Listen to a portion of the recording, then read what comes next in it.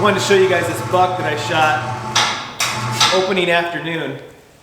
Now, this buck, I actually was trying to shoot something a little bit older, not to take anything away from this deer. He's a cool buck. He's gonna be some tasty venison, but I just wanted to walk you through what I was doing.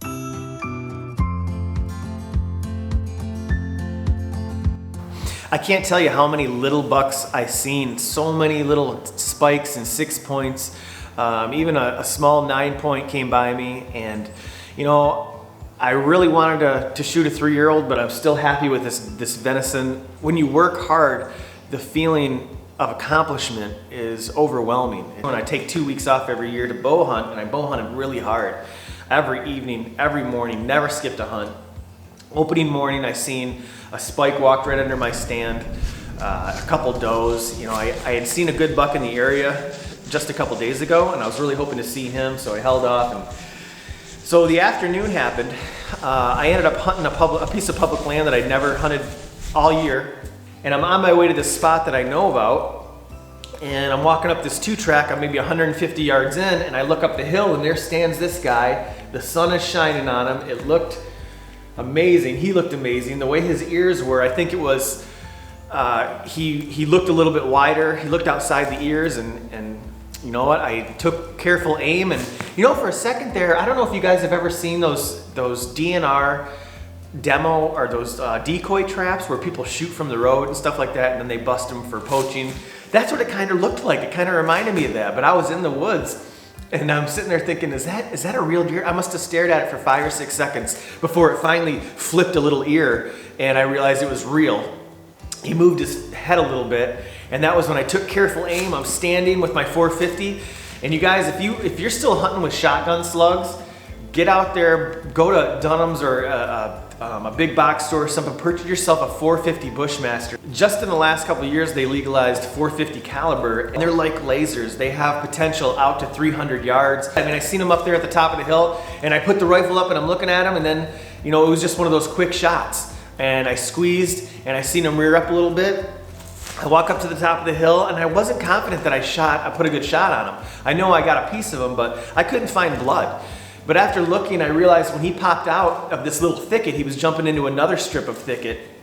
And there was a bunch of rubs there, there was a scrape there. I was thinking, you know what? That's probably a good spot to set up. So I said, I got 2 tags, I'll set up. You know, I did find blood, and I figured I'll hunt, and then I'll give him either time to die, or I'll track him once the hunt's over. I get up into the tree, and I'm glassing the field. I'm trying to find, you know, bedded bucks, and a lot of times when the wind's blowing a certain way, the bucks will bed with the wind to their back. They're looking in front of them. They got everything that they see downwind in front of them, and they can smell everything that's behind them. So I'm looking for bucks, and as I'm going through the field, I see a dead deer body. I see this body laying in the field. This buck only ran 40 yards from where I shot him. I put a great shot on him right behind the shoulder.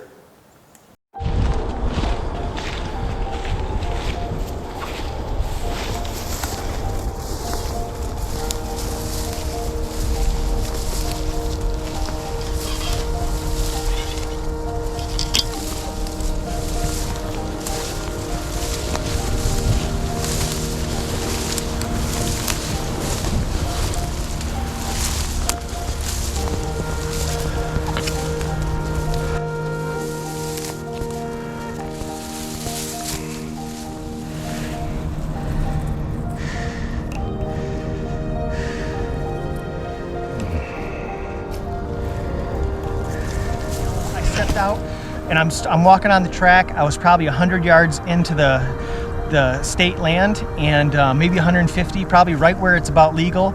And here's this buck standing at the top of the hill like a gift from the deer hunting gods. And I took the shot standing. I made a great shot right behind the shoulder. I'm really happy with that. You know, sometimes I think I'm a better shot with my bow than I am with my rifle, but just lesson learned.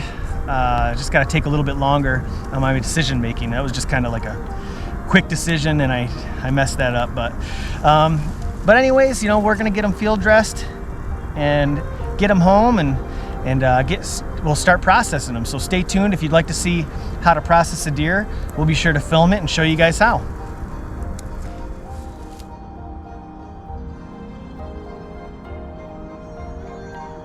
You know, I had a lot of fun this bow season. I really wanted to get it done with my bow, but shooting a 450 is like shooting a pellet gun. It changes things. It'll make you a better shot. A rifle that every deer hunter should have here in southern Michigan because it's just a terrific tool, really easy to shoot. Hunting public land always has its obstacles. It's not going out to private land and you have a couple setups, and that's a lot of fun because you can expect the property to be unpressured. You don't have to worry about small gamers. The DNR released a lot of pheasants this year, and I'd never seen anything like it. All my traditional spots that historically have paid off big were unhuntable. You could not get in there because every morning we were getting kicked out. You really only had about maybe 7 to about 8:30 before all the small gamers came in. I must have seen about a dozen small game hunters until eventually I just started hunting different areas that were far away from fields. And even when I thought I was away from the small gamers, they'd still come in. But public land has always did that. It's either other hunters or it could be hikers. It's always something you gotta really, when it comes to hunting public land, it's a good idea to get even farther, trying to get away from these hunters. But that was my story. I just wanted to share that, guys. Hope you guys enjoy it.